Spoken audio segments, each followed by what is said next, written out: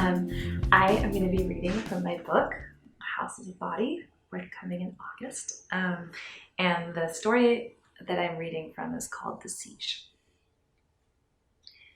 It was the priest who smothered the horse.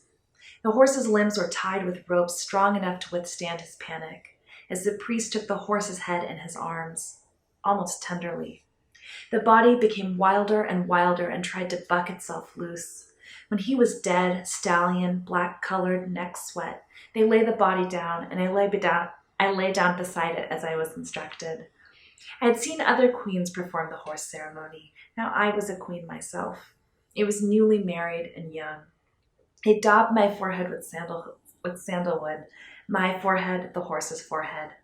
I lay facing the face of the horse, and I looked into his open eyes.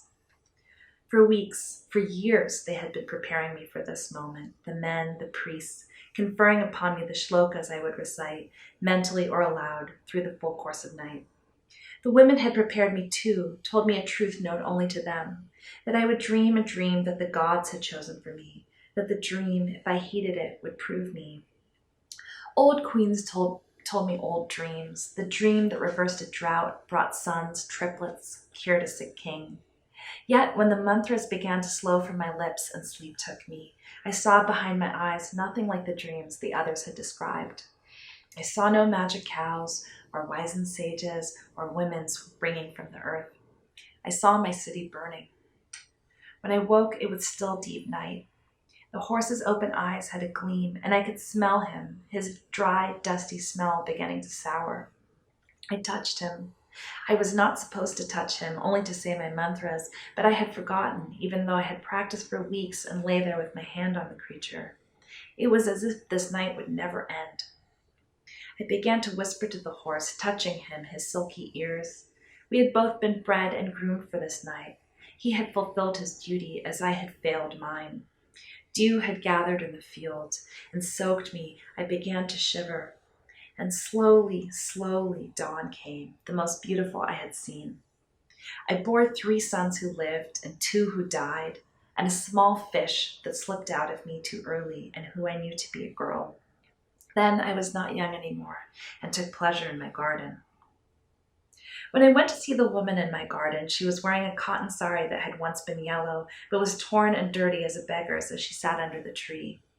Her face, too, was dirty, yet unharmed by my husband's hands.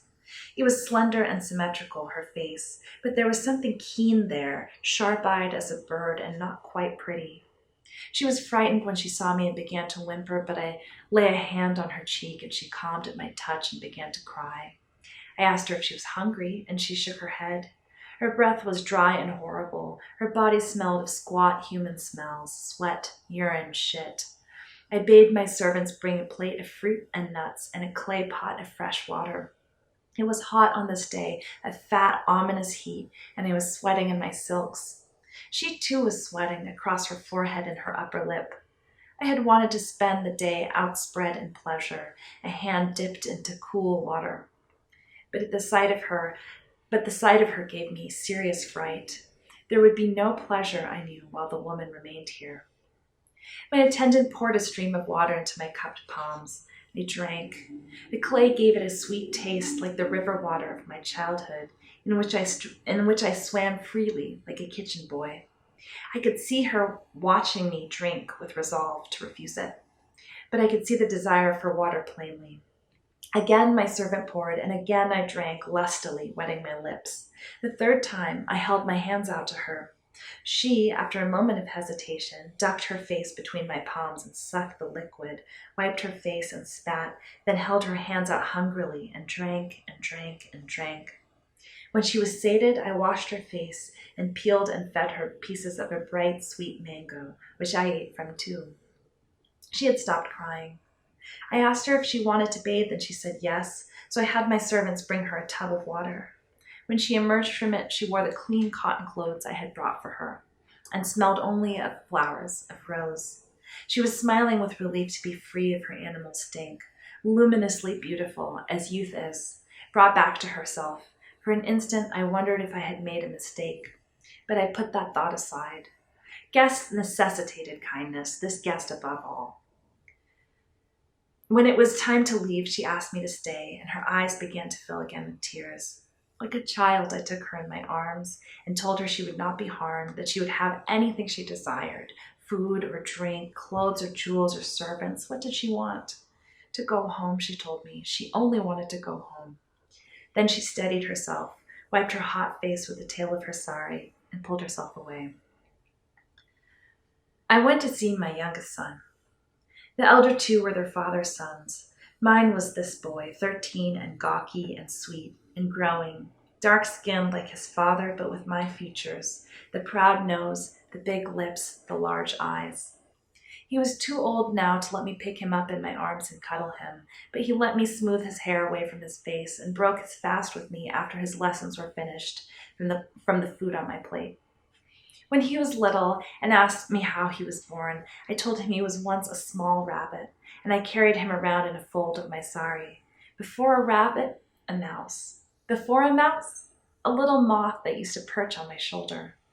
Before a moth, a whisper.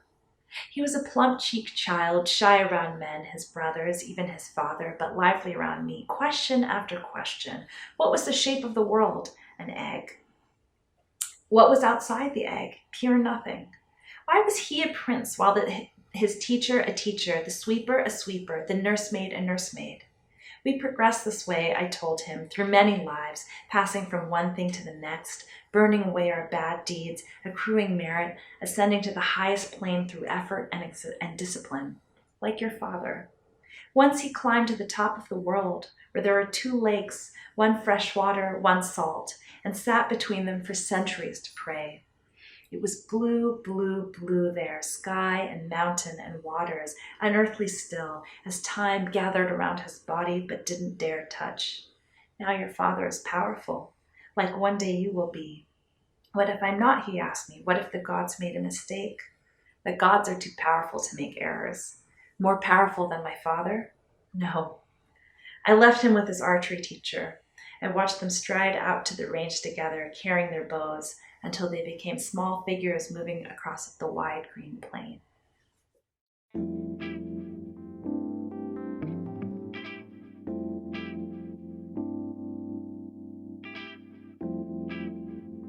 Congratulations on your book Thank and on your fantastic story writing.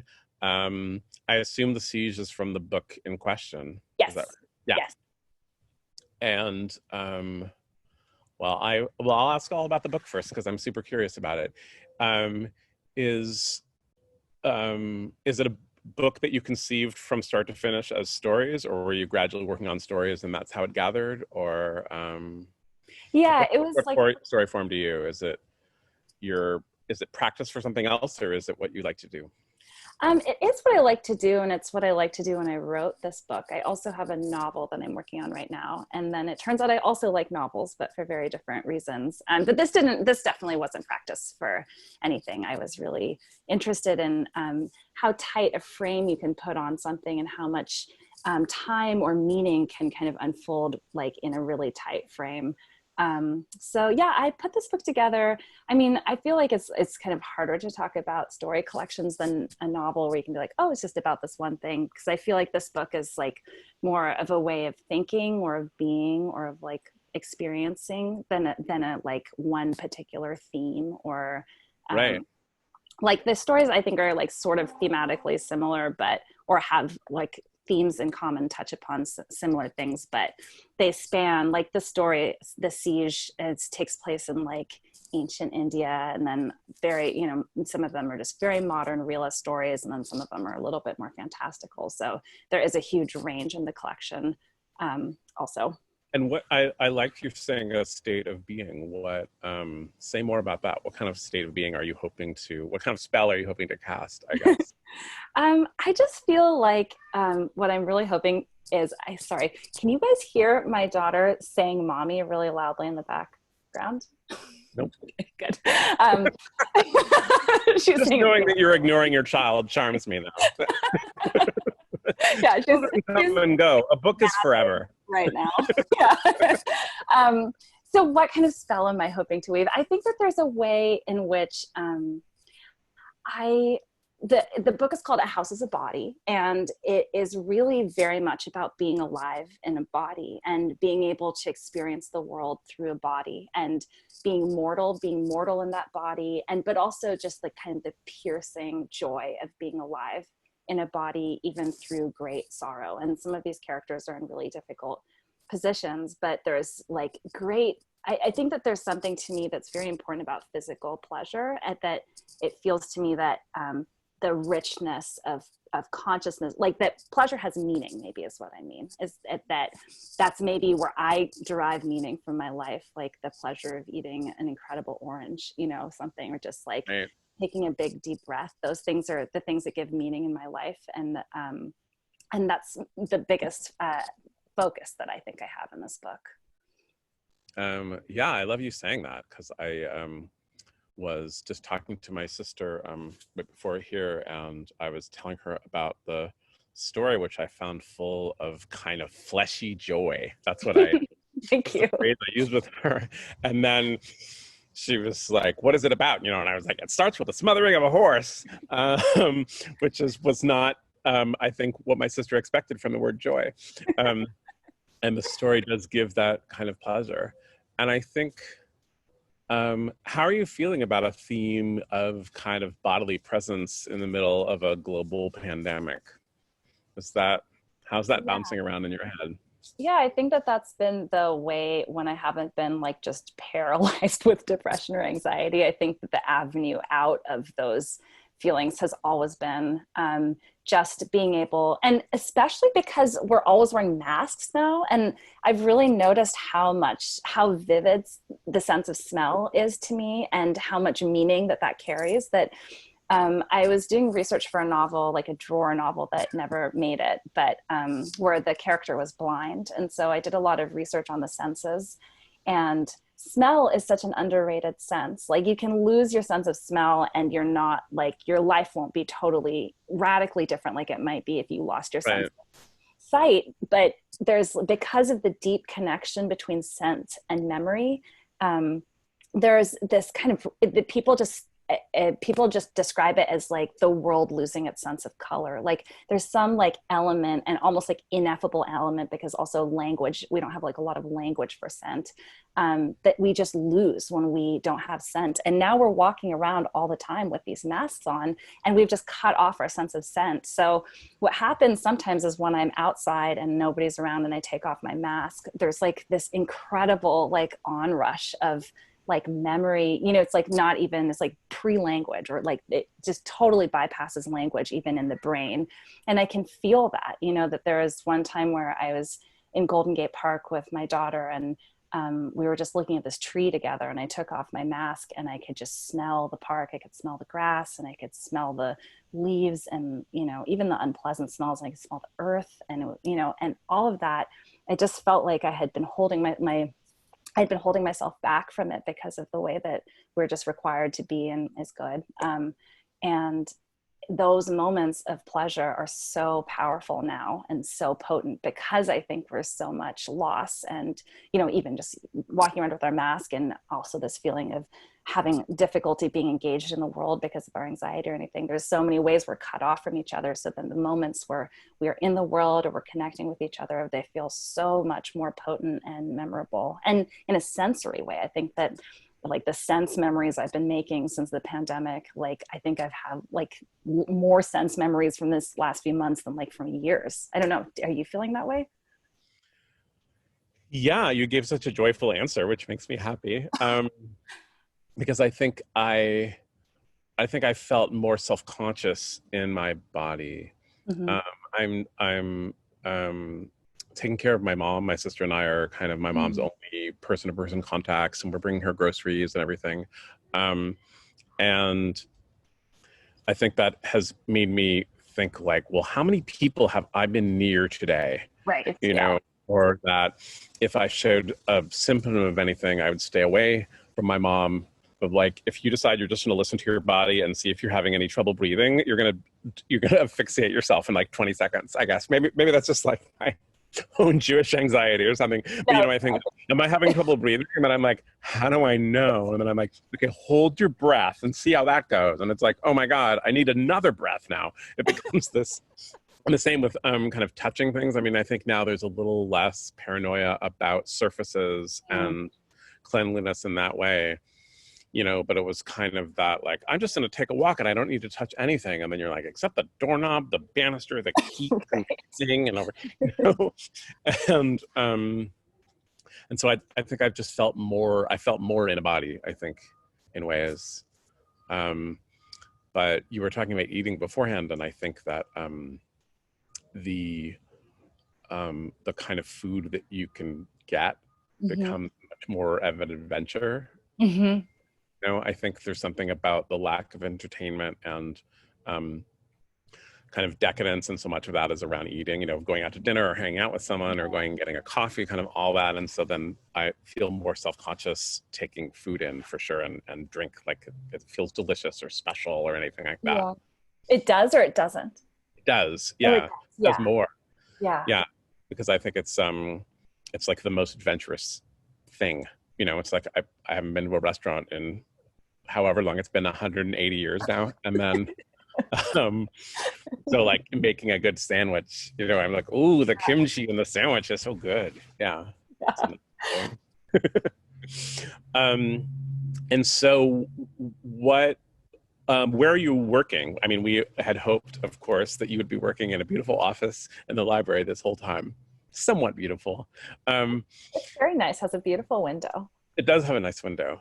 And so where are you working instead?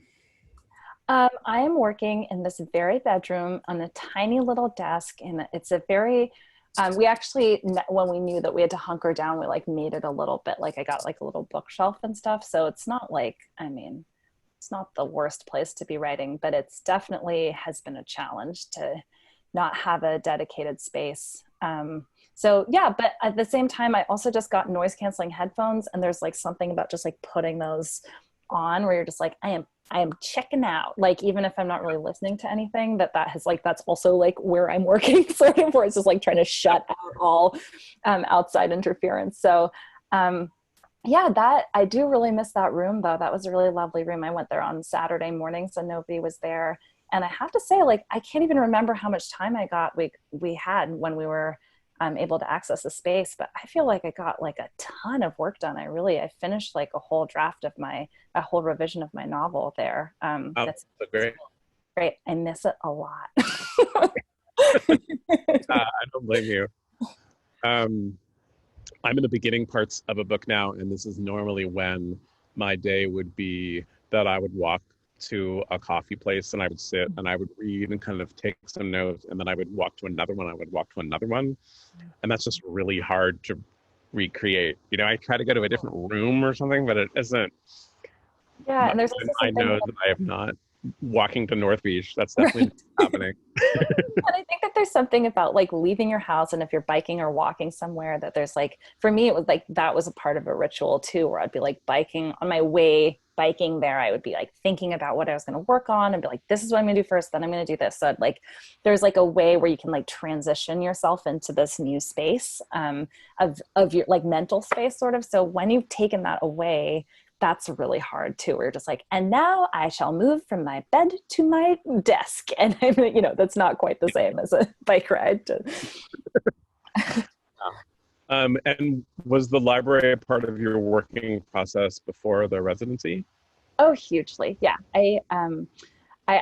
I'm in a documentary about the library where underneath my like talking head, it says Shruti Swamy library user, which is like, I think I should just have like business cards made of this. This is definitely my most like non-changing identity of all my identities. So yeah, and you library, say that as the mother of a child, I might add. Oh yeah. Yeah. I think it's like, this is very central to my identity, library user. So yeah, it was really, I was thinking about it a lot because I do buy books and I love owning books, and I hope that people buy my book. Like, obviously we like exist in capitalism and that's like necessary, but, or it's not necessary to exist in capitalism, but is necessary, that we do to sell and buy books. Okay. But I do feel like it was such a beautiful idea to me. The library is such a beautiful idea to me. That's like anything, like this is like a human wealth that we're all sharing, and it is all accessible to all of us because it is just a good. And somehow like our government even believes that like the access to this kind of wealth and knowledge is a social good that should be accessible to all. And so that was just like, I never thought about how much I use the library, honestly, because it was just like as natural as breathing to me. As now I'm working on an essay about pica, which is the urge to eat dirt or clay. Okay. Well, pica actually is like, it covers a lot of different things. Geophagia, I think, is eating dirt. And it's like, that's just like, I would have gone to the library, I would have like looked a bunch of stuff up, I would have checked stuff out. And now I'm like Googling it. Like, it just feels like there's ways where I just unconsciously would be like, oh, I really want to read that Catherine Ann Porter book, but I don't necessarily want to like own it forever. It was just like, I wouldn't even think about it. I would just like go pick it up. And that like the access to that varied of a diet of books is like absolutely essential to a writer. I just, I couldn't really, it's not even just that I don't know what, like, I don't buy as many books as I would get books from the library. It's kind of like, I have a different relationships to books because of the library. And that's like the foundation of who I am as a probably not even just a writer, as a person. So I feel truly like a lost little duck without the library. Sometimes I'm like, I'll like reply to their emails and be like, are you guys going to open soon? I really miss you. Yeah, I always think that if we didn't have libraries and we tried to advance the idea, it would seem so mad. Like now? Yeah. Yeah. You know, if there's never been libraries, and we're going to say they're going to be buildings basically in every neighborhood, but not just the books there, but like any books. Yeah. They'll bring to that building nearest you, and then you can just take them home. Right. You do have to sign a piece of paper, but that's all that we're going to make you do. You know what we would say, like, we don't do that. Yeah, I know. It's really like, it was a idea that was really grandfathered into this political time that we were really lucky. Yeah. Yeah. Well, and at a time when things like, law enforcement is, it consists of violent thugs running amok. Just the idea that a library is still intact, that it hasn't transmorgified into, like a sticky floor where they're trapping people or something, that they haven't turned it into something horrible in some way, feels like a miracle as well. What's your branch? Where are you? Oh, Mission Branch. Oh, okay. But I do go, I mean, it's nice to, I go to the main library a lot because it's just nice to browse there. Yeah, that's a good one. What's your branch? I'm kind of between between Haight Street and the Castro, so I'm kind of between those two branches. I go to the Harvey Milk one probably the most often. That one's a really good one. Yeah, but I really like the one on the Richmond too, which I consider to be my neighborhood because I go there a lot. Oh yeah, that's nice. Yeah, that one's a pretty good one. Yeah, I mean, there's good coffee and there's a good library and a good bookstore. So sometimes if you see a book in the library, and you just think, I need to have this, you can go to Green Apple and get it, or vice versa. If Green Apple doesn't get it, you can say, oh yeah, actually, I just need to read this. I'll go over to the library and find it. So that's a good balance. And then there's like piles of noodles in between the two things. So that's really good. Yeah. And so I've been polling writers, not only the residents here, but kind of other writers I know as I've been thinking more about this project. But do you work in the library, or do you go to the library and then take your work home? It seems there's a division between writers, and I don't know what it means, but I'm curious about it. I used to work in the library, but I don't so much anymore. I find it pretty distracting in there, actually. There's actually a lot going on in the library, but I do go there very frequently to pick up books or just to browse. Like, I do spend a lot of time in the library because, I mean, that's the other thing, is just like the thing that we lose with bookstores being closed, or I guess they're opening now, but the thing that we lose when we don't get to physically be around all these books is like half of the books I read, it's just like, I'm like, oh, I also like really love novellas. So I'll just like, oh, that spine is very skinny. Like, who's this book? And then I'll wind up reading all these writers. I mean, I feel like at least half the writers I've read, I've just been like, I'll check this out. What's this book about? Because, you're just there and you can just like look at a couple pages. So not being able to browse is also really tough. Yeah, it's definitely the difference between the real world and the digital world, right? Yeah. Searching is so perfect in the digital world, but browsing is just next to impossible. Yeah, right. Like you can't go to Amazon.com and be like, I'm just looking for a book. What do you got? That doesn't, Right. you're not going to help you there. So you have to go to individual publishing sites sometimes. I mean, that's where I end up is like, Yeah, that's what I've been doing too. sites. And then I'm often like, well, why do they have that book? And I'm like, oh, right, they don't sell it. That's another publisher. Right. That's why they're not speaking up for that book. They're only speaking up for their own books. All right, well, I want to talk, well, one thing that I found so smashing about your story was the first sentence. I mean, which I think I would dare anyone to read that sentence and not, and be able to put it down and be able to say, that's all I need to know. I don't need to know anything more. For the record, the sentence is, it was the priest who smothered the horse. There's a great rhythm to it. When I teach writing, which isn't that often, I spend a lot of time on the rhythm of sentences and the rhythm of paragraphs. So I was really delighted to see that there was a book coming out any minute with this story in it, because I was like, no, I will always have this. It won't just be left out for the purposes of the residency, but it will be a book I have. And I was curious, well, it seems like openings are a big part of short story writing.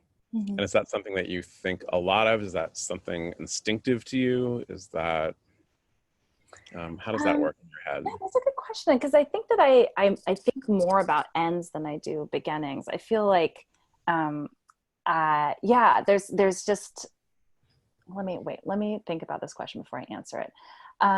I think that the rhythm is what is important to me about the opening of my stories. This paragraph is particularly rhythmic. I think this first, the first paragraph of this story, and there's a few stories in there that have, that I could hear that rhythm of the sentences in my head, and that felt really important. But I don't really think about beginnings as much as I think about endings. For some reason, because usually I'm just excited. I'd like have this little burst, and then that's the fun and easy part where I just like, it's like, oh, I'm gonna write a story, and then you write like a couple pages, and then you're like, oh, now what? And like the work is like end. The beginning's just like the juice is all there. You don't really have to do very much work. So I think I enjoy them, but I don't think that I work as hard at them as the endings. Endings are also tricky.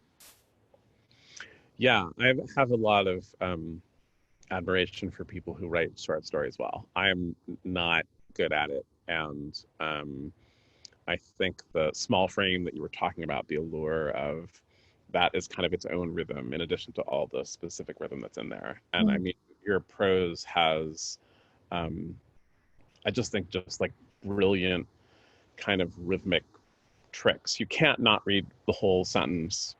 And so many of your sentences are long and stuffed with things, but they're stuffed with things, it's very carefully orchestrated. So it's not, so many long sentences, I think, are from someone just overpacked. Someone is like, I need to describe the garden now. And they're like, everyone just put everything in here. I'm done.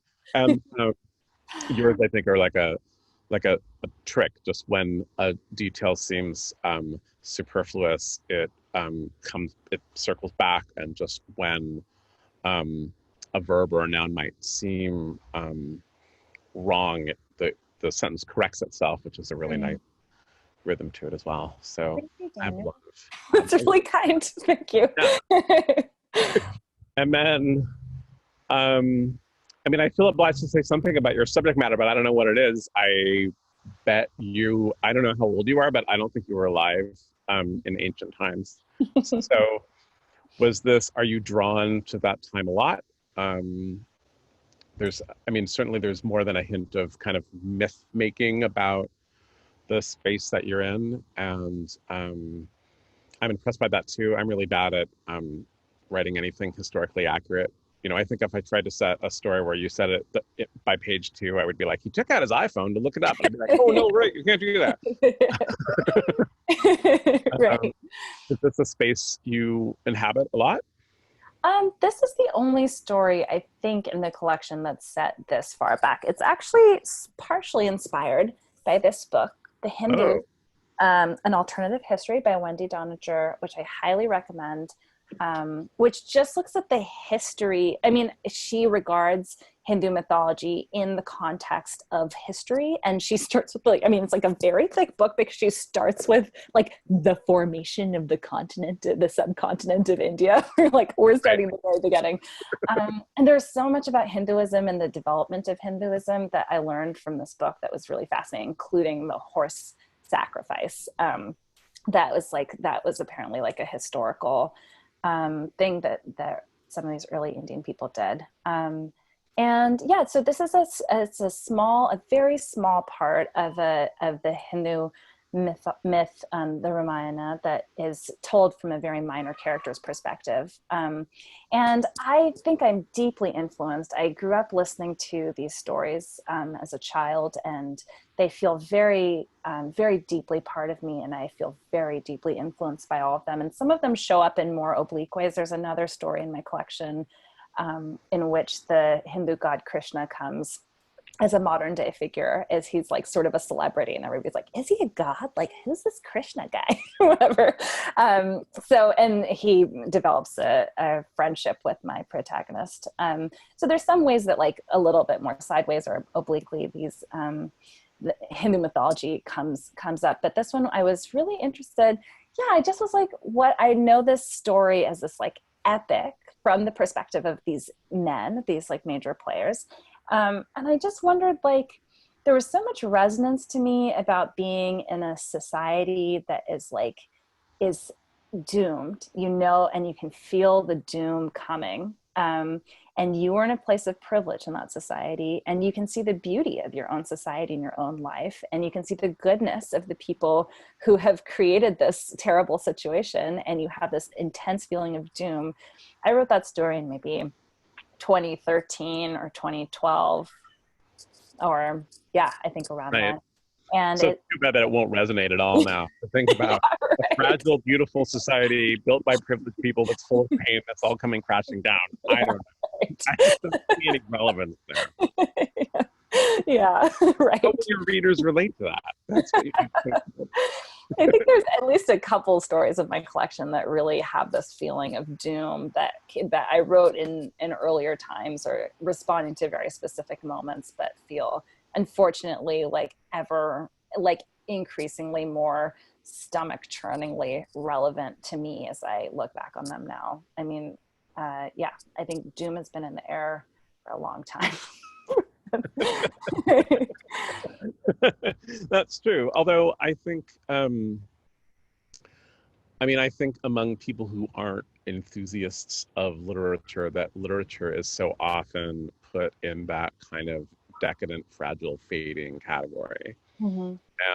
And I always like a book with a touch of the ancient in it in one way or another. It's something I try to do for sure. Not so much in historical setting, but in kind of structure and tone and things like that, because I think it's just always a reminder that literature has been around a long time. Yeah.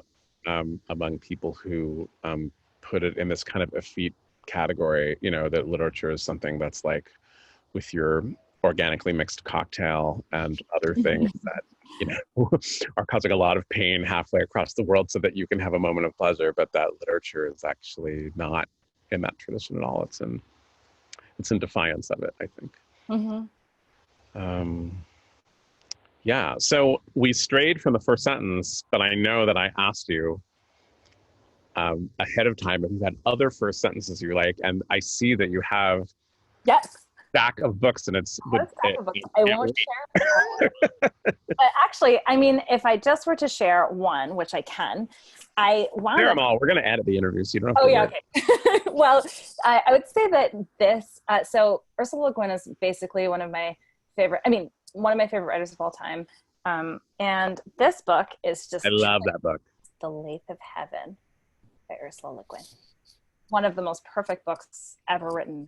How did she do it? I really don't know. It was funny because I was looking through her books to look at her first sentences. And then The Dispossessed is my favorite of her books. And that first sentence is, there was a wall or something. It's like a very, so this sentence is in contrast to that. Current born, wave flung, tugged hugely by the whole might of the ocean, the jellyfish drifts in the tidal abyss. And woof, Yeah. I mean, what a sentence, what a book. Yeah, I have bought many copies of that book for people because I think between the title and the title even. Yeah, but even like between the title, which I think has a word that people get nervous about, and then like a half sentence description of it, it's kind of a hard sell. So I just buy it for people, because I'm like, say like, it's about how dreams come true. And everyone's like, I don't want that book. Yeah, right. I mean, it's such a crazy book because it really shouldn't work. Like, it's like the premise is so stupid. Like, you're just like, this person's dreams come true. Like, that sounds dumb. But it's like one of the most exquisite, enduring books I've ever read in my life. Like, I cannot, like, every time I read it, I'm just like, how did this happen? I don't understand. Yeah, and I think it's a really fierce book about power. Yeah. That about the power that we have over people, or the power that we take from people, and with even the kind of purest intentions. Yeah. And that's pretty interesting. I know, it's amazing. Yeah, I should reread that now. Well, we're all kind of build up about improving a power situation. Just a reminder that even the most purest of activism can bring things crashing down for the wrong reason. All right, what else you got? I've been rereading recently Berger's Daughter, which was very important to me when I read it several years ago, and I was wondering if it held up. I don't know. It's not like a grab you by the coattails sentence, but I think it does like a lot. So the sentence is, among the group of people waiting at the fortress was a school girl in a brown and yellow uniform holding a green eiderdown quilt, and by the loop at its neck, a red hot water bottle. And I think that there's something about that image of this young, very innocent looking girl in her little uniform. And she's got these like very homey, like the quilt and the hot water bottle, looking at the fortress, sets up this thing. So this book is about, it's about a civil rights lawyer's daughter who in South Africa during apartheid, who she basically becomes an orphan very early in this book because her parents have both died in prison. They're both like communist anti-apartheid activists, and they're white. And she's white, and this is a book that's like really she's really grappling with her own privilege and her sense of duty, and trying to really reckon with a broken society that she knows is unjust, but also like feeling her own helplessness and seeing how much, and having had to sacrifice so much to try and end apartheid, and that like also feeling sort of hopeless. So just that image of the fortress and this like young, very defenseless girl is a really powerful image that turns out that she's like going to visit her mother in prison, and she's actually smuggling in a note to her, a message to her, and these very innocuous things. So I think it really sets up a central tension of the book really well, even though it's not like, ooh, it's going to happen next. Yeah. A little bit of No, I mean, it's the temptation when talking about language is to use the most kind of bright and obvious examples. Mm-hmm. So I like that sentence too, because it is, I definitely want to know what happens. Yeah, right, yeah. There's something I think about all those bright colors in a row that make your eyes following something even though you don't know what. Right, yeah, right. Yeah. And then I have my favorite book of all time, God of Small Things. And this one is May and Ayamanem is hot. May and Ayamanem is a hot brooding month. So it's like kind of a simple sentence, but a hot brooding month. Yeah, like, brooding's the good word there. Brooding's doing the heavy lifting. Yeah. Yeah.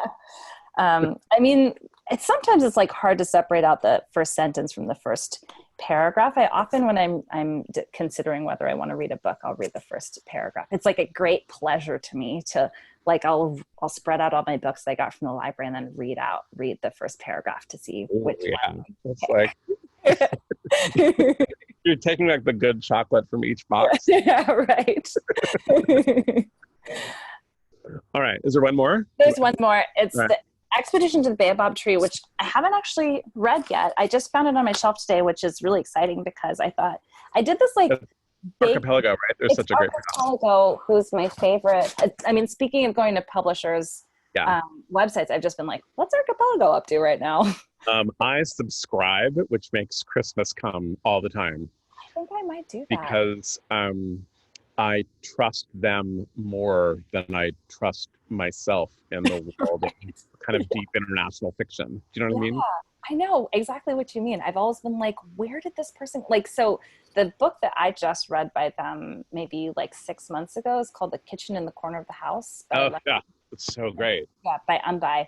And I was just like, how have I never read this book before? I feel like my work has been like already influenced by it, even though I've never read it. I felt such an intense resonance with the aesthetic, her use of language and the way that she sees women. So I was just like stunned. I was just like, I can't believe. And then ever since then, I've been like, what is going? I mean, I've liked them before that, but then now I'm just like, whatever you have, I will take it. Like what? Who? Yeah, I mean, that's an exact example of a book that I'm not sure I would have picked up. And I mean, I think also what I like about them so much is that their selling of fiction from around the world is never packaged in it either in like an exotic way or in a kind of penicillin way. You know, there's so much fiction, you know, where they're like, we bet you haven't read enough people from El Salvador, and here's one, you know, and I'm like, why are you yelling at me? I'm picking up the book. I'm on your side. And you know, or it's like, you know, it's nothing but perfume and mystery from this place you've never been. You know, and you're like, oh, give me a break, man. Like, I don't even know the way in which you're messing with that culture, but you're messing with it. I can taste it. And so when I picture that book being published by someone else, you know, just have this like, have the eternal Boab tree on the cover and everything. And so, I don't know, I just love them. And so, yeah, I started subscribing. It's not that expensive. I bet it. Definitely the success that they had with Carl Knausgaard means that there are some big books they send you. Like, I think every literary agent who has a client with like a huge work, all language is like, we better hit our right away. Right. Sometimes it comes, I'm like, oh man, it's 700 pages long, but that's always great. Yeah, it's always really good. Yeah, I also read another book by right before the library closed. I got "Good Will Come from the Sea." Did you read that one, the Greek one? Oh, I have it, but I haven't read it yet. That's very Greek, bleak, right? Yeah, it's Greek and bleak. Greek and bleak. Yeah, but very beautiful, but very bleak. Not just brooding. Yeah. Bleak. Brooding is when it's going to be bleak tomorrow. Right. Bleak is when you were brooding yesterday. All right, so give me the opening sentence of this then. So the opening sentence is, with bitterness then. Oh. That's the whole sentence. Yeah. That's it. And then the second sentence, if you want to know, is, but that I have forbidden myself. Oof. I mean. Yeah. How are you going to not read this book now? You know, you're already tugged in two ways. That's really great. Yeah. And this is actually translated by Coetzee. I always say his name wrong. J.M. Coetzee. I just want to say Coetzee, but it's like Coetzee. Yeah. Oh, okay. I don't know. You know, he wrote this Grace, really South African. By way of I know who he is, but I don't think I've ever said his name out loud or heard it said out loud. Really hard to say. Yeah. I think. Okay. Well, thank you for sharing all that. Thanks for asking. That was a fun question. That was what a great list of authors too. It's fascinating. Now I'm thinking I should make all of the residents like read me some favorite sentences. That's a really good idea. Yeah, I'm sure you can just ask Maddie to record herself reading some favorite sentences. Sorry, Maddie. Yeah, do it, Maddie. Yeah, I mean, particularly from the library, just because the library is able to make such, offers such a mosaic from which we can all build our own canons. Yeah. I always think that's wonderful to think about. And I love how, I think particularly when the literary world, at least here, is often in kind of fierce political debate about the nature of a canon, which is totally a conversation worth having. I just like how the library stands in kind of like in an all of the above answer to a question about it, and enables you to kind of build your own stepping stone path from the books that are meaningful to you. Yeah. Yeah, I know. I was thinking about it where I was like, so I did this very misguided, in retrospect, though, how could I have possibly known purge of my books, where I was like, it's so freeing. Like, I'll just have the books that inspire me and make me super excited. And if I've never read it, but I haven't read, like, but I've owned it for 2 years, I'm just going to get rid of it. And then and because I was like, it's all in the cloud. Like, I can get it anytime I want to because I can just go to the library. But then now the cloud's down. So I'm just stuck with although I still have this book. No, that's good. I've learned when I purge my books that the thing to do is to purge the books you can absolutely find again and you will absolutely remember. Yeah. Because it's the books that you haven't read in 8 years and you can't remember the title of, but you can kind of see it in your head. Right. Those, you'll never find that again if you purge it. Really you remember it. But that, so I'm always like, okay, 1,000 Years of Solitude, I'll get, I'm never going to be like, what is that book? So I will know that book. Right. Yeah, but it took me a while to learn that. And so, but then it also means that people are like, you have My Life in the Bush of Ghosts, but you don't have Madame Bovary. Right. I always get Madame Bovary. Yeah, right. Okay, well, thank you for a delightful conversation.